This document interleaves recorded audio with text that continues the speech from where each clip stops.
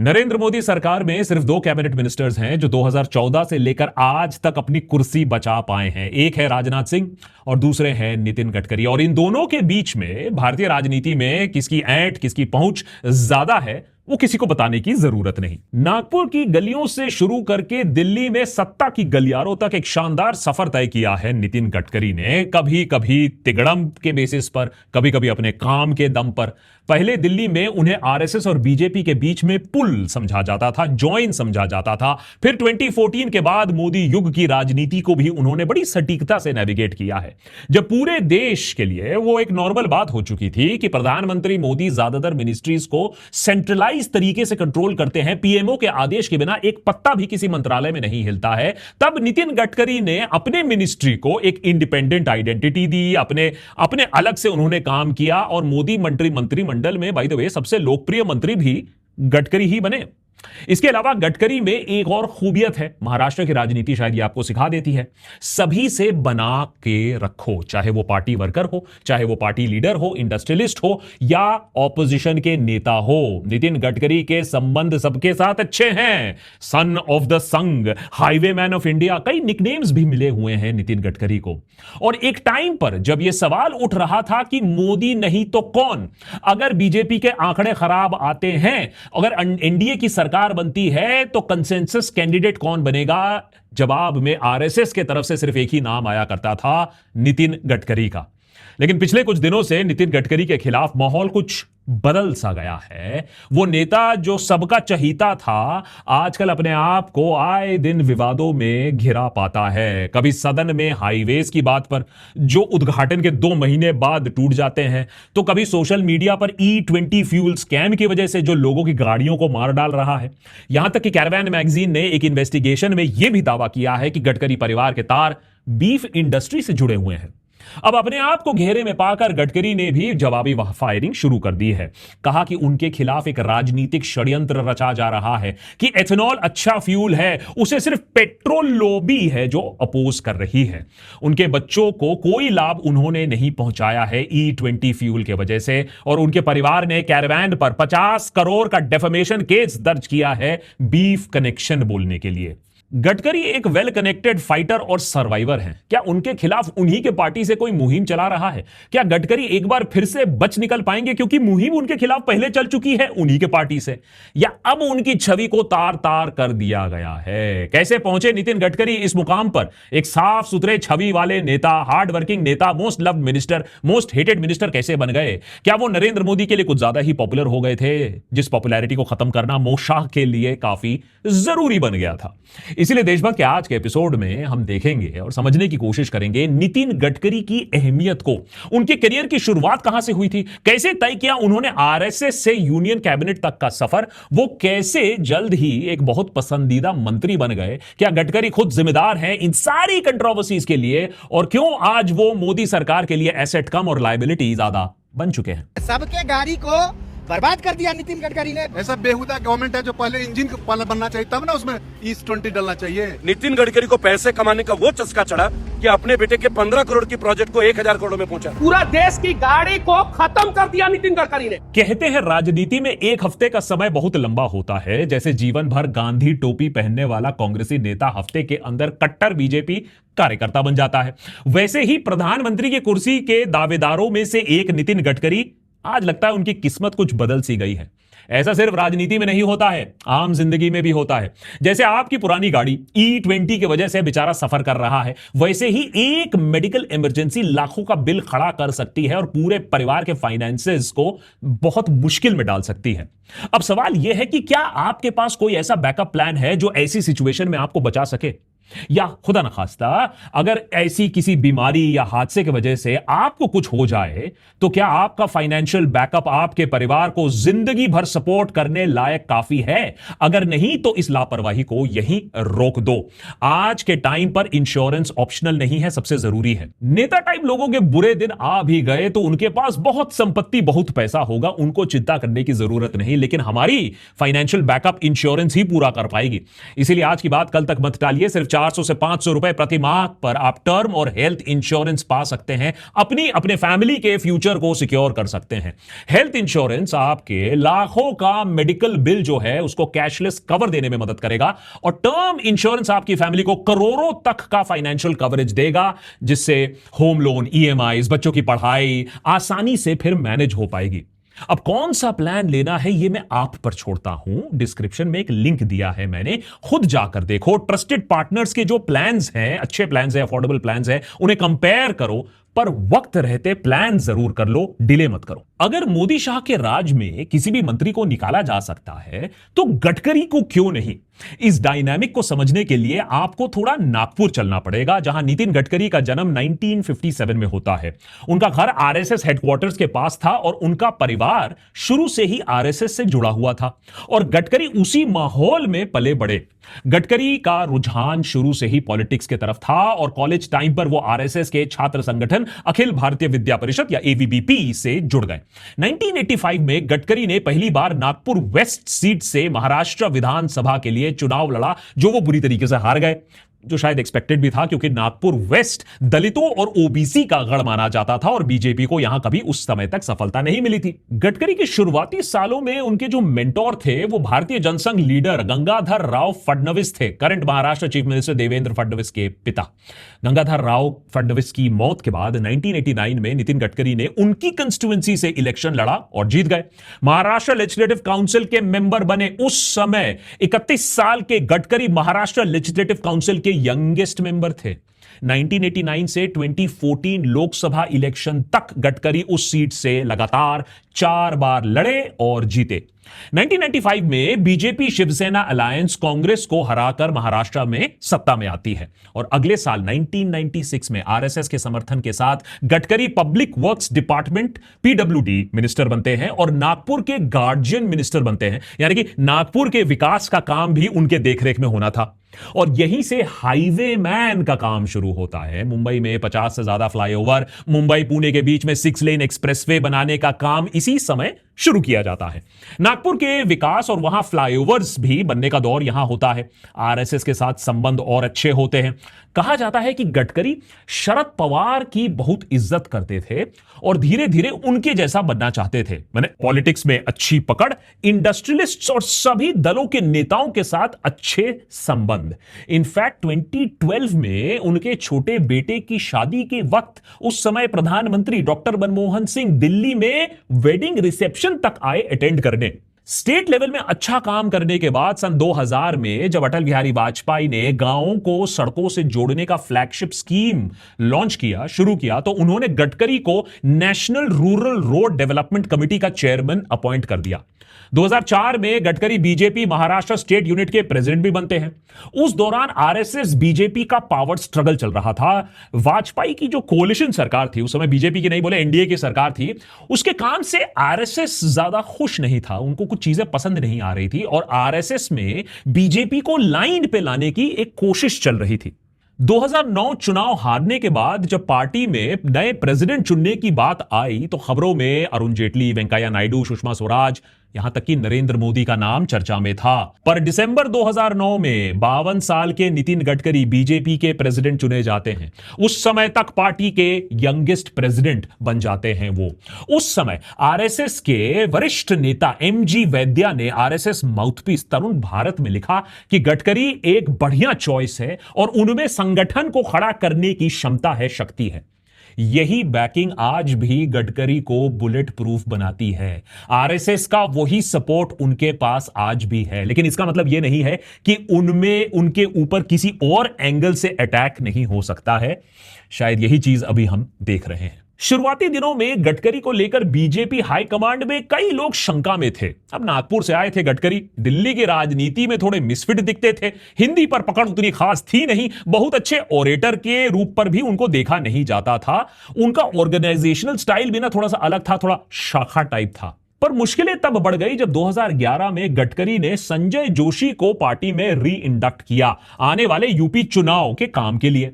RSS circles में जोशी की ठीक ठाक इज्जत थी कहा जाता है, लेकिन नरेंद्र मोदी और जोशी की कट्टर दुश्मनी थी, ये कोई सीक्रेट भी नहीं था। कॉन्टेक्स्ट के लिए 2005 में जोशी को पार्टी से इस्तीफा देना पड़ा, मजबूरन इस्तीफा देना पड़ा, जब उनकी एक अश्लील सीडी सार्वजनिक हो जाती है। बहरहाल अगले साल 2012 यूपी इलेक्शन में बीजेपी बहुत बुरी तरीके से हार जाती है, गडकरी के पार्टी में पोजीशन और कमजोर हो जाती है। इलेक्शन रिजल्ट के कुछ टाइम बाद नितिन गडकरी के प्रेसिडेंट पद की एक्सटेंशन की बात चलने लगी। दरअसल आरएसएस चाहता था कि गडकरी को बीजेपी प्रेसिडेंट के तौर पर दूसरा कार्यकाल मिल जाए, लेकिन इसके लिए पार्टी का संविधान बदलना पड़ेगा, क्योंकि single term member party presidentship का प्राविधान था। अब अगर आपको यह अमेंडमेंट करना है तो यह फैसला बीजेपी के सीनियर लीडर्स की मौजूदगी और मंजूरी के बिना आप नहीं कर सकते हो, इंक्लूडिंग नरेंद्र मोदी। मौके का फायदा उठाते हुए मोदी ने गडकरी के कार्यकाल बढ़ाने और उस महीने मुंबई में हो रही बीजेपी के नेशनल मीटिंग में आने के लिए एक शर्त रखी, संजय जोशी का बीजेपी नेशनल एग्जीक्यूटिव से इस्तीफा। 2012 के अंत तक होने वाले गुजरात चुनाव से पहले बीजेपी या आरएसएस में कोई भी मोदी से किसी तरीके का कॉन्फ्लिक्ट नहीं चाहता था, कोई चांस उठाना नहीं चाहता था, और लीडर्स ने निर्णय किया कि यदि जोशी ही एक बाधा बन रहे हैं तो उन्हें रास्ते से हटने के लिए बोला जाना चाहिए। और एक मूव से नरेंद्र मोदी ने बीजेपी प्रेसिडेंट नितिन गडकरी और आरएसएस पर अपना पल्ला भारी दिखा दिया, अपना मनूवरिंग दिखा दिया। अब ये होने के बाद बदले में मोदी ने गडकरी के दूसरे कार्यकाल के लिए अपना समर्थन दे दिया। सितंबर 2012 में बीजेपी संविधान में अमेंडमेंट किया गया ताकि पार्टी अध्यक्ष को दोबारा चुना जा सके। तब तक नितिन गडकरी के लिए लेकिन हालात काफी बदलने लगे थे। लेकिन याद रखिए, ये चीजें मैं इसलिए बोल रहा हूं क्योंकि ये ना पहली बार था ना आखिरी बार था कि मोदी और गडकरी का आमना सामना होता है पॉलिटिकल फील्ड में। सितंबर 2012 में 70,000 करोड़ का महाराष्ट्र इरिगेशन स्कैम सामने आता है, जिसमें शरद पवार के भतीजे अजीत पवार पर आरोप लगाया जाता है कि वो हजारों करोड़ों रुपए के इरिगेशन प्रोजेक्ट की मंजूरी में इर्रेगुलरिटीज के लिए जिम्मेदार थे। और आरोपों के बाद अजीत पवार ने महाराष्ट्र के उप मुख्यमंत्री पद से इस्तीफा भी दे दिया। अब इस मामले में नितिन गडकरी भी आरोप के घेरे में आ जाते हैं। Anti corruption activist Anjali Damania ने कहा कि गडकरी ने उनसे कहा था कि वो एनसीपी नेता अजीत पवार से जुड़े इरिगेशन स्कैम पर कुछ ना कार्रवाई करे, कुछ बात ना करे, क्योंकि उनके शरद पवार के साथ बहुत अच्छे बिजनेस रिलेशनशिप हैं। उसके अगले महीने अरविंद केजरीवाल, जो उस वक्त एक्टिविस्ट थे, एंटी करप्शन मूवमेंट चला रहे थे, उन्होंने आरोप लगाया कि महाराष्ट्र की कांग्रेस एनसीपी सरकार ने करीबन 100 एकड़ एग्रीकल्चरल जमीन जो एक डैम के लिए एक्वायर किया गया था, उसे गडकरी से जुड़े बिजनेसेस को दे दी इरिगेशन स्कैम के फेवर के बदले। केजरीवाल का आरोप था कि महाराष्ट्र सरकार और x irrigation minister Ajit Pawar ने नियमों के साथ खिलवाड़ किया था गडकरी को फायदा पहुंचाने के लिए। नितिन गडकरी जी का प्रपोजल था कि 37 हेक्टेयर जमीन आप मुझे दे दीजिए और 11 हेक्टेयर जमीन एक जेम्स ऑफ इंडिया नाम की कंपनी आप उनको दे दीजिए। नितिन गडकरी जी की दोनों बातें मान ली गई।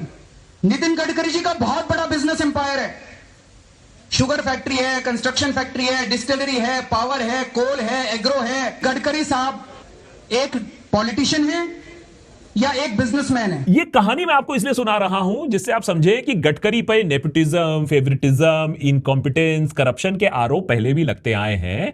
ये जो अभी तूफान है, इससे बड़े बड़े तूफान उन्होंने झेले हुए हैं।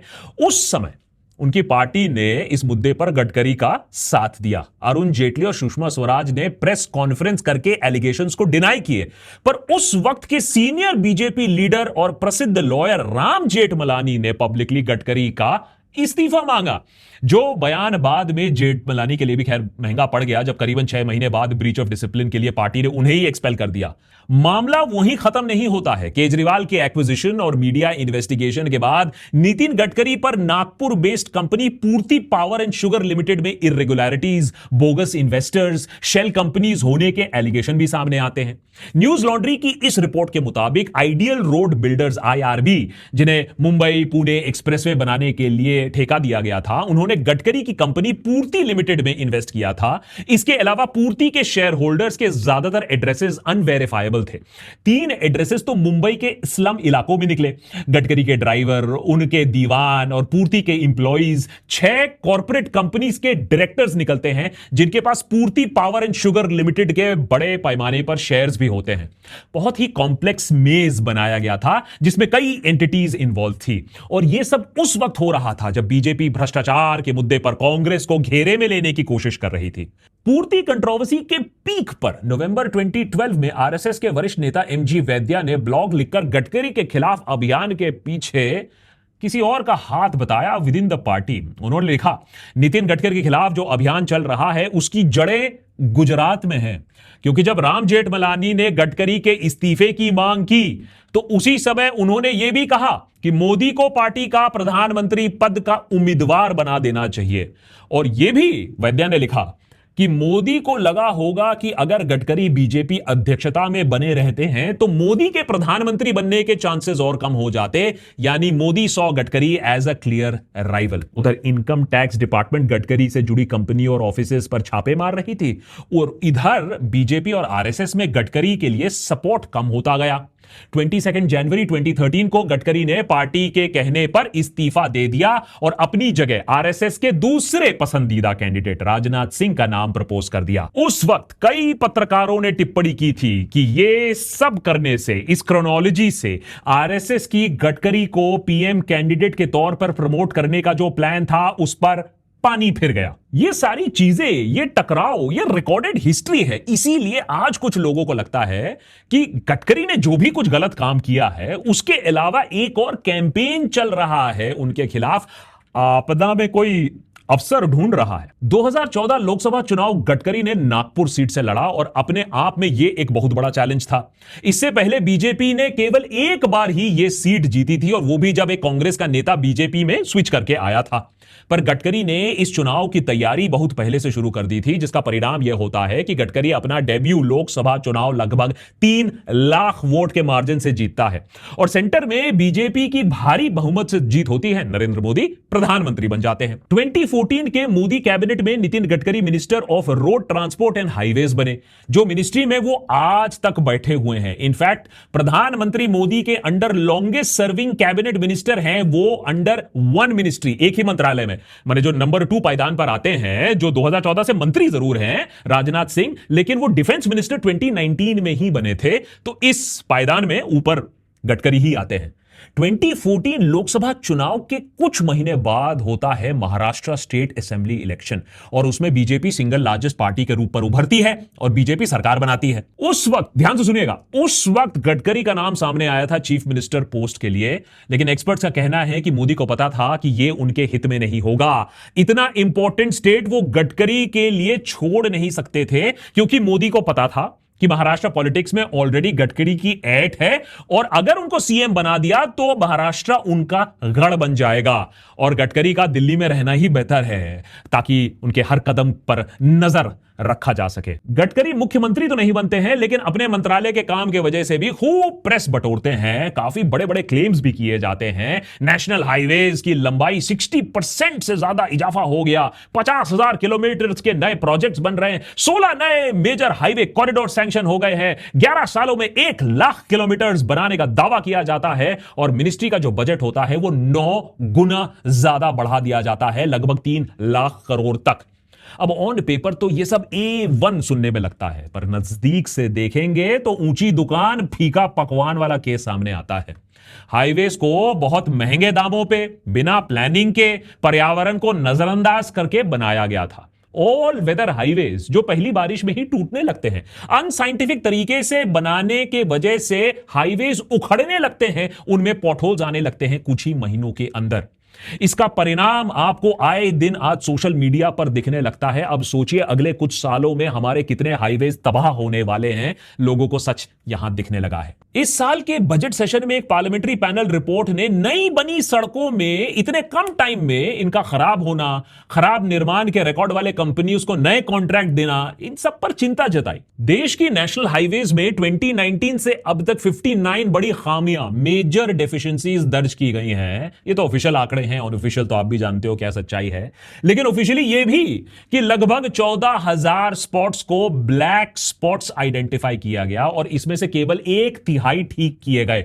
ब्लैक स्पॉट्स कोई मजाक की बात नहीं है। नेशनल हाईवेज में वो खतरनाक स्पॉट्स होते हैं जिनको ऑफिशियली ब्लैक स्पॉट्स कहा जाता है, जहां बार बार एक्सीडेंट्स होते हैं, लोग मारे जाते हैं। और नेशनल हाईवेज पे हुए कंस्ट्रक्शन डिफेक्ट्स की वजह से इंडिया के रोड एक्सीडेंट नंबर्स की संख्या अब बढ़ती ही जा रही है। हम रोड एक्सीडेंट्स में विश्व गुरु हो रहे हैं। हर 3 मिनट में एक मौत होती है हमारे हाईवेज के ऊपर। इस पे हमने एक डिटेल्ड एपिसोड भी बनाकर रखा है इंडियन रोड्स के बारे में, क्यों उसे डेडलीस्ट इन द वर्ल्ड कहा जाता है। समय रहे तो जरूर देखिएगा उसे। हाईवेज के टूटने पर जो फटकार लग रही है सो अलग, लेकिन शायद ही किसी मंत्री को इतनी हाई लगी हो जितना गडकरी को E20 पागलपन की वजह से लग रहा है। और मैं जानबूझकर पागलपन कह रहा हूं क्योंकि ये जो जुनून है ये नया नहीं है।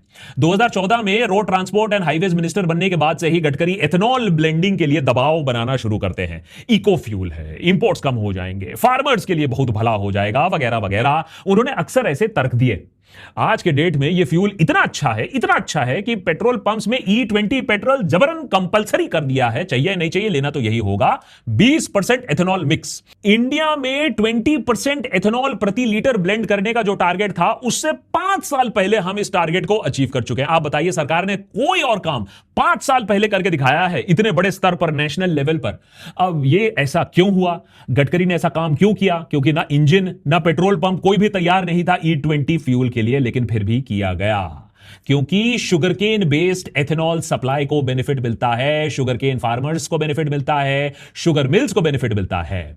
शुगरकेन बेस्ड एथेनॉल सप्लाई 2014 में 40 करोड़ लीटर से बढ़कर 2024 में 670 करोड़ लीटर्स तक पहुंच गया, जो कुल चीनी उत्पादन का लगभग 9% है। अब कार ओनर्स रो रहे हैं, E20 की वजह से गाड़ियां ठप पड़ रही हैं, सर्विस सेंटर में खड़ी हुई हैं, माइलेज और पावर घट चुकी है, मेंटेनेंस कॉस्ट बढ़ चुकी है, और 2023 से पहले की गाड़ियों को तो आईसीयू में जाना उनका ऑलमोस्ट तय हो चुका है। उसके ऊपर E20 फ्यूल हाइग्रोस्कोपिक होता है, पानी खींचता है। पूरा डिटेल हमने पिछले एपिसोड में बनाकर रख दिया है कि क्यों ये नोटबंदी पार्ट 2 है, किस तरीके से कारबंदी हो रही है हमारे देश में। E20 कोई जादू नहीं है, कोई आविष्कार नहीं है जो गडकरी जी ने ही किया, जो सिर्फ इंडिया में ही हो सकता है। 2 दशक पहले इन्वेस्टर चार्ली बुंगेट से भी पूछा गया था कि भैया आपको एथेनॉल ब्लेंडिंग में क्या कहना है। उनके शब्द बहुत साफ थे, it is a stupid way energy problem को सॉल्व करने के लिए। सुन लीजिए। Takes more fossil fuel energy to create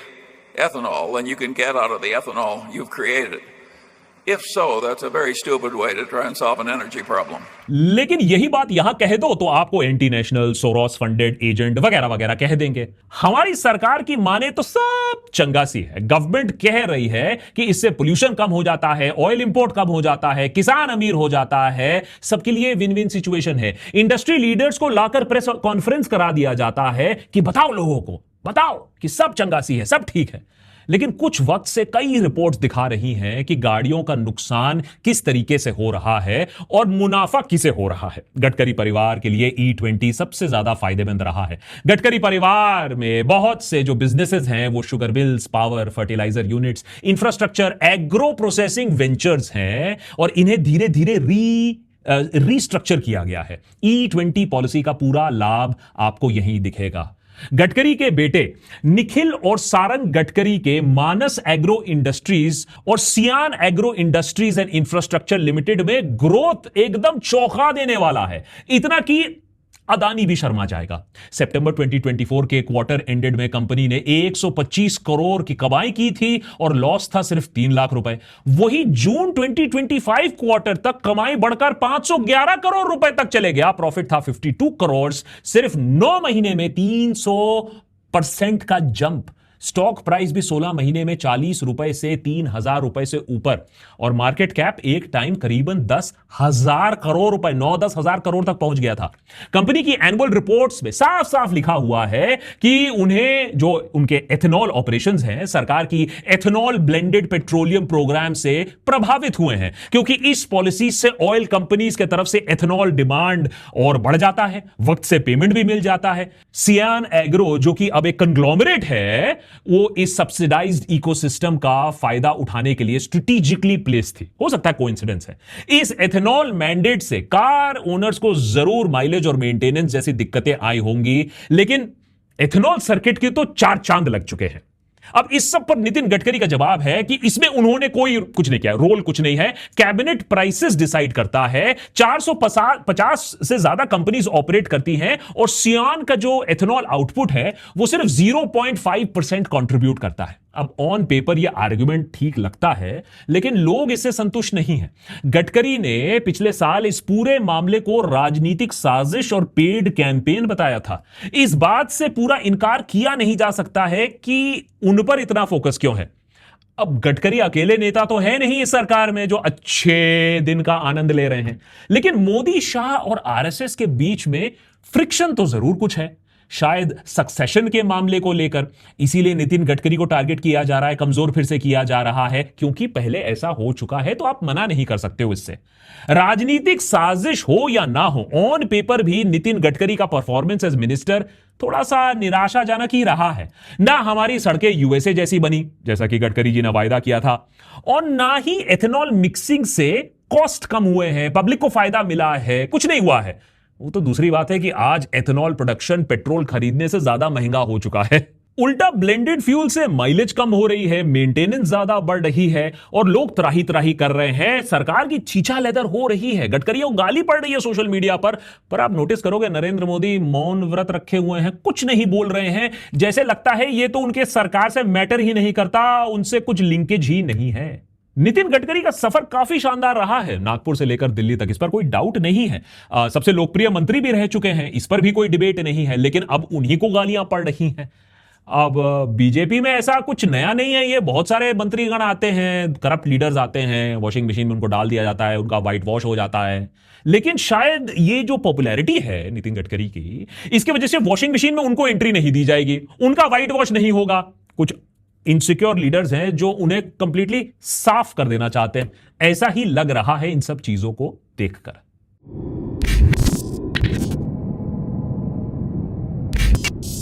आपके परिवार की सेफ्टी और उनका फ्यूचर आपकी जिम्मेदारी बनती है, इसीलिए डिस्क्रिप्शन में दिए गए लिंक को क्लिक करिए, अपने लिए टर्म और मेडिकल इंश्योरेंस इंश्योर करिए, इस पर देरी मत करिएगा, क्योंकि आपका बैकअप भी होना जरूरी है।